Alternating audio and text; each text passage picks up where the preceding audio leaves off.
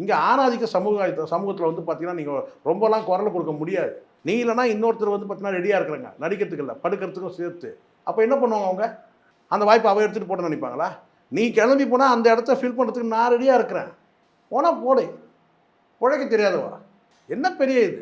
மண்ணு தின்ன உடம்ப வந்து பார்த்தீங்கன்னா ஏதோ மனுஷன் ஆசைப்படுறான், அதுக்கு போய் ரொம்ப தான் செலுத்துக்கிறாய்வா அப்படின்னு பேசுகிற நடிகரை நீங்கள் என்ன சொல்லுவீங்க? சொல்லுங்கள். அப்போ அது சரின்னு சொல்லுங்க. சரின்னு நான் சொல்ல மாட்டேன், சரின்னு நான் சொல்ல மாட்டேன்.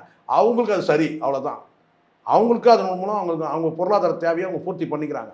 நான் எப்படின்னு தான் நான் இங்கே சொல்ல முடியும். புரியுதா சொல்லுது? அட்ஜஸ்ட்மெண்ட் அழைக்கிறது தப்பு தானே. நம்ம போகிறத பற்றி தப்புன்னு பேசினுக்கிறோம். அவன் கூப்பிட்றதே தப்பு தானே.